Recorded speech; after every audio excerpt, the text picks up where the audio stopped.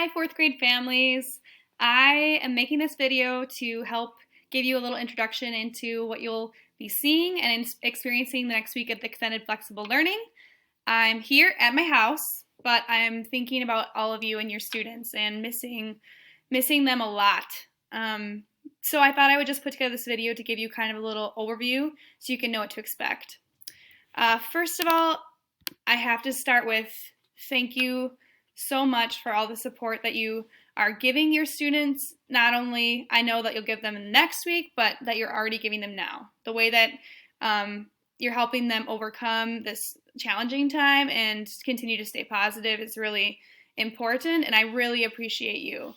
I also want to let you know that I already anticipate that we will have technology issues. So don't let that worry you. Don't feel like that I expect that everything should go really smoothly next week. I just want to let you know that I really do know, and I'm aware that we're just going to have to work through issues together. So let me know. Email me or contact me via Schoology if something comes up that you need help with. I'm here to help you. I will be still available to respond to you between 8 and 4, just like the normal school hours. And then you can email me if it's after school hours or during the weekend, and I'll try to get back to you as soon as I can, just as usual. So you will have gotten this weekly overview already. This would be the first one. And you'll get a weekly overview every week by Monday at 9 a.m. The weekly overview is just that. It's a look at the week ahead, organized by class for your student, and then also by day. There are 2 pages to the overview. The first page is in blue. The second page is in Spanish. It's the exact same information. The blue page is just in English, and the green page is in Spanish. Listed there, you'll find all activities, all assignments, quizzes, video lessons, conferences, anything that your student would be asked to do that week is listed there. One thing I did want to mention is that although we've listed those activities by day, it's flexible for your family. So if your child doesn't get to something on Monday, even though it was supposed to be done on Monday, it's just fine. If they want to finish it up Tuesday, Wednesday, I've just asked that all assignments be turned in by Friday at 5 p.m. just to help me know that you're keeping up with that they're keeping up with their weekly assignments, and so I can make sure to take a look at them. So like I said, flexible. But this gives you at least a little overview of how we've organized the assignments to be done and how long they should approximately take per day. As you can see there, each language arts class, so Spanish language arts is about 45 minutes of lessons and activities. English language arts is about 45 minutes. Math is about 45 minutes, and that includes the math class and the number corner, which we do every day in class. That's 45 minutes long altogether. Science is 20 minutes per day, and then they have a specialist 3 days a week. Some students that saw other intervention teachers, like Mr. Lumen or Mrs. Weibel, Mrs. Cobbs, Mrs. McDonald, or Mrs. Hazel. If your child saw one of them, they also have a folder in Schoology that says their name, your child's name, and they may also have activities listed in there for their intervention class. So this is what you're going to see if you're in Schoology. You'll see, and I'm sorry if my video is in the way here. First, you'll see materials are found on the left-hand side in that column. If you click the materials tab, your student will be able to find everything they need to do for their assignments for that week. We're posting a weekly folder, and it will say week 1 or week 2, and you can see it there. It will always be red, and I'll try to change the folder so that this week's folder is always red. So just going into the red folder, you'll find what you need. So week 1 is where you'll find the assignments for this upcoming week, and they're organized within that folder by day. So if you open the folder for week 1, you'll see Monday, Tuesday, Wednesday, Thursday, Friday. Then just those activities for that day are found in there, and you can check in the weekly overview. They're the exact same activities that are listed in that weekly overview. At the top of the course is a discussion panel, and students can use that panel to post questions that they have about assignments or activities or how to do a skill, or asking for more explanation about something, and that's a place where either I or students, other students, could respond and help them out. Another place where they can go to get help is they can just create a Schoology message in the top, I think it's the top right-hand corner of their Schoology course. You can see a little envelope button, and they can just write me a message right there asking me privately a question. But in addition to that, I'm also going to be doing a live conference office hours every day from 3:15 to 4 o'clock at the end of the day. I'll talk more about that in a minute. And students can log into that conference and talk to me or check in with me at that time too. Along the right-hand column, I'll see if I can move this over here. On the right-hand column are upcoming due dates for the assignments. They'll be listed there in order. It's kind of a nice list to see what you have to do that day for that course. So if I open my math course, I'll see the math assignments due that day. If I open my language arts course, the same. One thing to note is that I'm putting deadlines on the assignments per the day that they're listed on the outline or on the overview, but they don't have to complete them that day. Even if they didn't complete something that was due yesterday, they can still go into that folder and complete it and turn it in, and I'll still be able to see it. I just add the deadline so that it makes it a little more clear in that list what activities are due or we recommended they be done on those days. So another feature that we're going to be using inside of Schoology is the gradebook.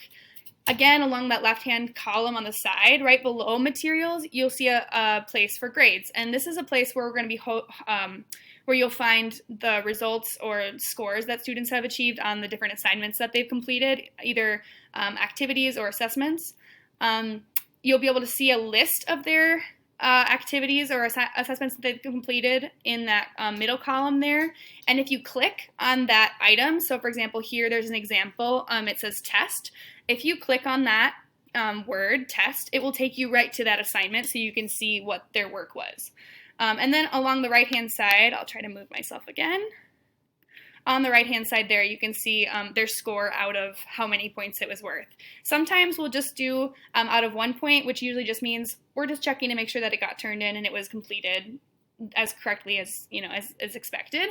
Sometimes we will add a couple points on there, like if it's got 5 questions, we'll put it out of 5 points, and then we'll be checking to see each one is right as more of like a formative assessment to help us guide to see how they're doing. But if you ever have a question about what you're seeing in the grade book, you're more than welcome to contact me.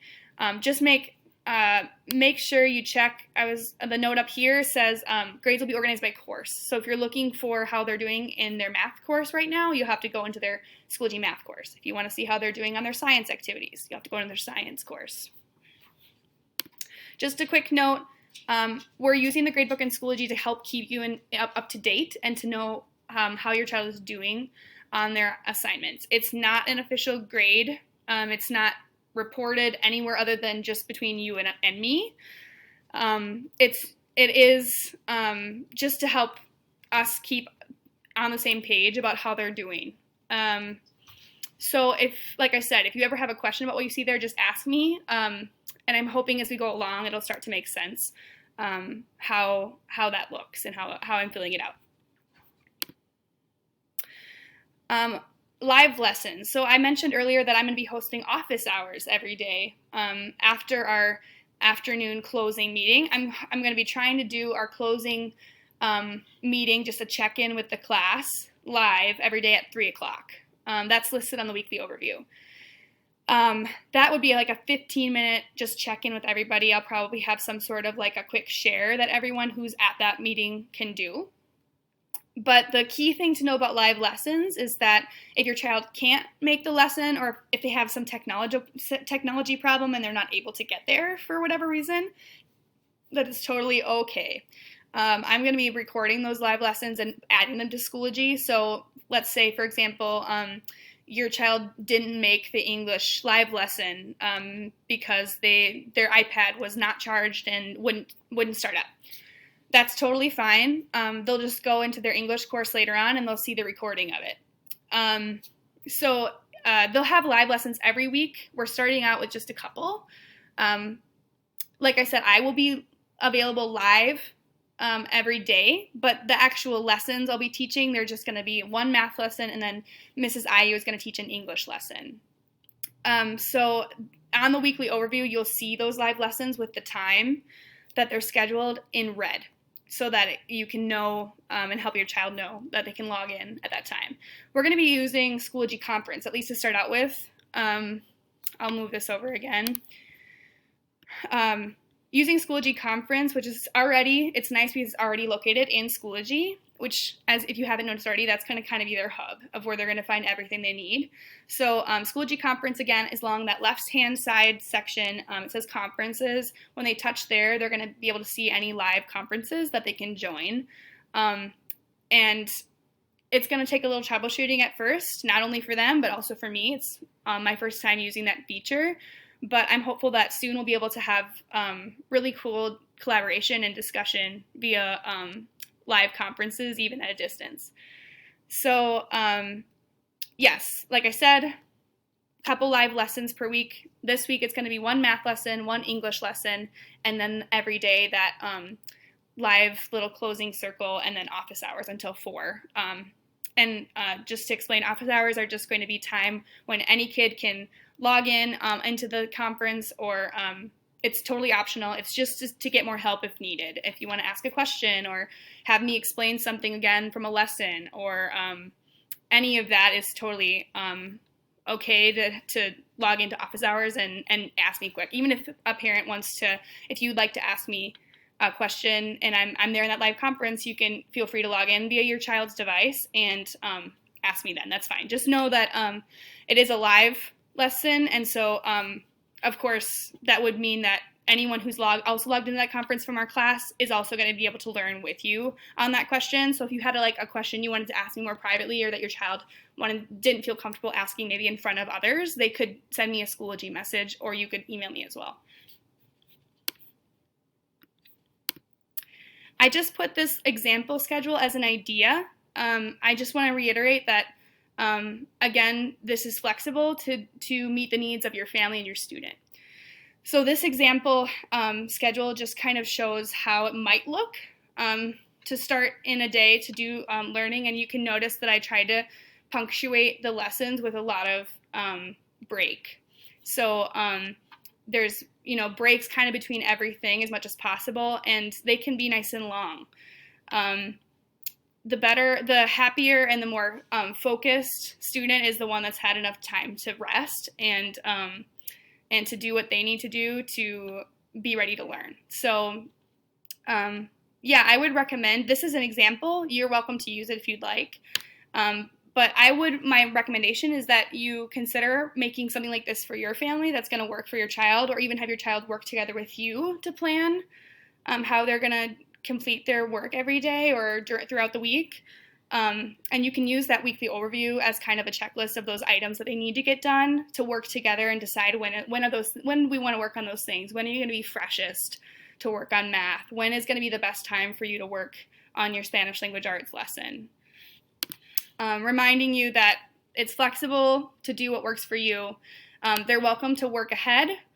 They're welcome to finish work later that they didn't get to already. And I am asking that all work be completed by 5 p.m. on Fridays so that I can make sure to provide support if anyone needs extra help.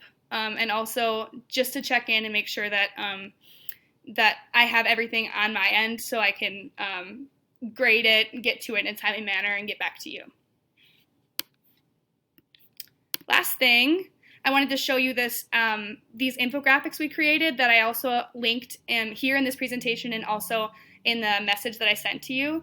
We put these together just to kind of help you consider different ways that are available to you if you need help, even if you don't speak Spanish, considering that a lot of your child's lessons are going to be in Spanish. Check these out when you have a chance. I just want to remind you, I am here for you. My first job is to support you and to help your child learn and to continue to love learning. Please contact me if you need anything at all. I'll be happy to respond. I hope to hear from you soon. Sending you lots of love. Bye-bye.